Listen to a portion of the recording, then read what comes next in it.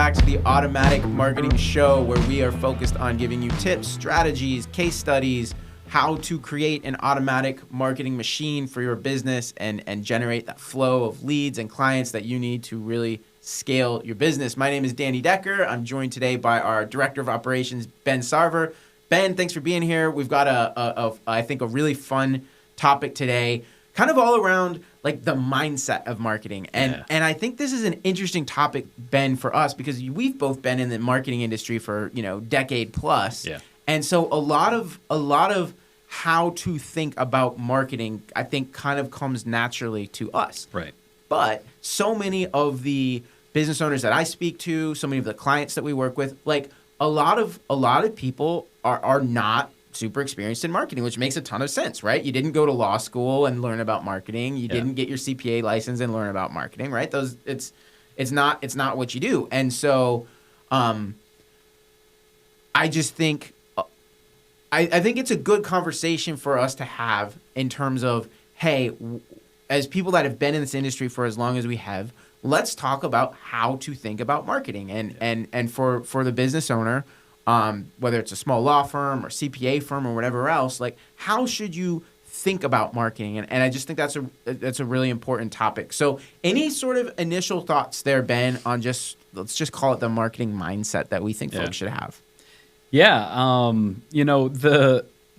I think it's really tough for small business owners, for any business owner, because if you don't have a background in marketing, if you don't already have like a lot of knowledge in the area, it's something where you are constantly bombarded with different advice and different ideas and different concepts, and it can be really hard to figure out where to start, how to think about it, who's telling you good information, who's selling you something that isn't necessarily going to be a great approach. And so I think really, when you talk about a marketing mindset, part of it is creating just a baseline approach so that you can filter all of that information and everything that's coming at you through kind of a standard way of thinking, and approaching marketing for yourself. Yeah, no, I think that's really important, and so let's talk about that for a minute. I think the way I think about that is understanding that not all, like marketing is not a one size fits all. Like it's a huge category, and there's a lot that goes into it. Yeah. And so the first question I would have for somebody, or the first thing I would encourage someone to think through as they're creating that framework is, what exactly are you trying to accomplish with your marketing? Mm-hmm. And for example, having a website is really important. In today's day and age, if you don't have a website, that's a big problem, right? It's a huge credibility problem. So there are certain things you need to do just kind of as an expectation, right? Mm-hmm. And certainly, if nothing else, a website falls into that category. There's a lot that you can do in terms of just staying in touch with your referral sources, right? And so like email marketing and social media and things like that are really important. And then there is, marketing that you do that is explicitly designed to drive new leads, new clients, and that's, I think, what a lot of people think about with marketing, but they then don't necessarily realize, hey, the company that built me a website isn't necessarily also going to generate a huge flow of leads for me, right? And so that's kind of one of the first places I go is let's get clear what you're even looking for. Would you agree with that? 100%. Yeah, that specificity is it's critical. You can't just approach all marketing the same way, and there's lots of different types of marketing intended to create different outcomes. And so you have to be really clear on what it is you want to accomplish with your marketing. And honestly, the way to do that, the one place where people consistently fail is they start from a place of ignorance about their own situation, and they're not, necessarily tracking the data that they need to be tracking. They don't necessarily know what's going on. And I think, when you really start from a foundation of knowing, what has worked for your business so far, what has brought in, this many leads, this many, new clients, right?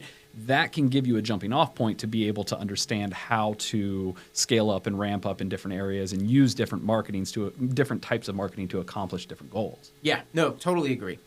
I think when I think about marketing mindset, I want people to understand that all marketing, there's an element of trial and error that is just necessary. Right.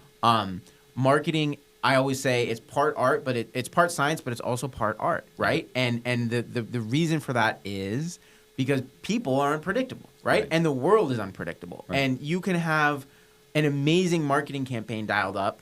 Maybe back in February 2020, you have an amazing marketing campaign dialed up and you get ready to roll it out. And then, a week later, COVID hits, right? Who saw that coming? Yeah. That marketing campaign, which you spent all this time and effort, thinking through, all of a sudden isn't relevant anymore because everybody's, concerns and priorities just shifted, right? And obviously that's an extreme example, but the bottom line is you really don't know what's going to work until you get it out there and figure out if it's going to work. Yeah. And so part of the conversation we always have is you've got to be prepared to a certain extent for some trial and error and some testing. And it's like, you can start with your best educated guess. Like I know who my clients are. I know what message I want to use. And you get it out there and you have to determine the success or failure based on results, right? Yeah, ultimately it comes down to data. And it's all about, the collection of data and information and using that to improve your guesses and improve your plans. And, eventually you gather enough data that you can be pretty consistent and accurate. But like you said, people are not predictable. The way a marketing campaign that works for somebody with this type of business that lives in Texas may not work for a marketing campaign for the same type of business that's in New York City. It can vary drastically based on so many factors and circumstances that ultimately you make your educated guess and you let the data tell you what needs to happen and what you need to change. And it really comes down to, actually throwing something at the wall and seeing if it sticks. Yes, no, exactly. And that is, I think, where a lot of business owners go wrong. And frankly, people in the marketing space don't help them with this because there's not that focus on actual performance-based data. And as an example, in almost every circumstance, we work with small businesses to generate leads, right? That's core of what we do. In almost every single circumstance, we're going to launch at least 2, if not 3 different campaigns for a client kind of all at the same time, right? We may feel like, hey, campaign number 1 is probably the best place, right? And we think that's going to work, but we're at minimum going to test 1, if not 2 other campaigns all at the same time because we just don't know and nobody knows. And anybody tells you that they know exactly what's going to work is full of it, right? And then even within campaigns, I mean, talk for a minute, Ben, about like the different sort of variables that we're testing, right? On the ad side, on the landing page side, like there's a lot of data to be gathered, right? Yeah, 100%. You start on the platforms where you're targeting people initially. There's, the element of who you're targeting and, what types of information, is going to factor into that targeting. You're looking at the initial messaging on the front end, whether that's on a Facebook ad or something on LinkedIn or in a newspaper for it's that initial messaging that is intended to kind of catch the attention and whether even within that is the messaging going to work, is the creatives that you use, the images, the video, there's a ton of factors right there. On the back end of trying to convert leads and get them to actually raise their hand and say, I want to have a conversation. You're talking about, again, different messaging, headlines, different colors. We test colors of buttons because unbelievably to most people, it makes a difference, how it catches people's attention and spurs them to engage. Again, the different types of creatives, different types of images, and then your intake processes and the way that works, in trying to follow up with a lead and trying to educate them over time and nurture them over time and actually get them to become a client in the long run. So there's just a million different factors that go into it. Yeah, and so for the law firm owner, business owner out there that's like, wow, lots of trial and error, lots of things to test. That sounds like a lot of work. Why do I even invest in this? Why is it even worth it? And my answer to that is, hey, because when you get it dialed in, it is unbelievable how nice it is to be able to turn a dial and have good leads coming in that you can turn into clients, right? And that's the point of this. That's why our business based around a book called The Automatic Marketing Machine, and we're called The Automatic Marketing Agency because what we want to accomplish for our clients is building a machine that they can dial up and dial down and can produce a steady, reliable flow of leads and clients without their direct involvement, right? Yeah. They're on vacation, they're at the beach, they're in the office, they're in court, whatever. Their marketing is happening for them, and it's bringing leads and clients in the door. And that is, in some ways, that's the holy grail of marketing, right? Is when you figure that out, you can scale your business massively. You can, life gets a lot easier for your sales team. It's great. So I guess that's kind of, as we wrap up here, kind of my central message is when you approach a marketing campaign, especially, like get clear on the purpose, right? And especially when you're talking about direct response, lead generation, client generation campaigns, understand that, hey, it's going to take some time. You're going to have to, or whoever you're working with is going to have to do some testing and perhaps test different messaging and different landing. Like there's a lot of testing and optimization that needs to be done.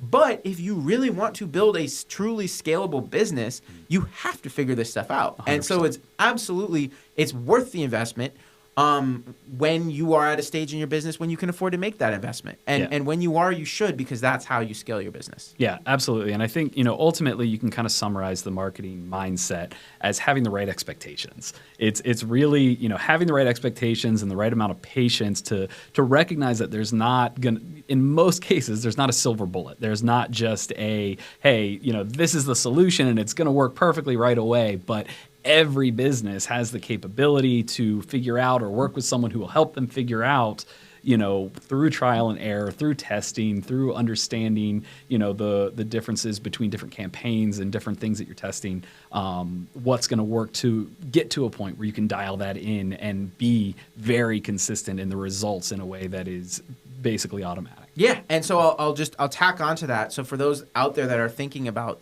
getting into this type of marketing, of course, we'd love to have the opportunity to have a conversation with you. But regardless of whether you're working with us or anyone else, you really want to make sure that they are tracking that data, like we just talked about, because that's how you just waste a bunch of money on marketing. If you go out and an SEO campaign or a Google Ads campaign or a Facebook Ads campaign or whatever, and you throw a bunch of money at it, but there's not this data gathering and there's not optimization, that's really, truly, in my mind, the only way you fail. Yeah. Because if you run a campaign and it doesn't work the way you wanted, but you've got data so you can figure out where it went wrong and how to adjust it, that's not failure. That's just a step towards ultimately succeeding. Yeah. You fail when you throw a bunch of money and you or your partner in this just does not track it and figure out what's happening. So bottom line, marketing is a process of testing and refining, and you, of course, you want your very first campaign to be a home run, but I would say about only 10% of the time that happens. Often it takes some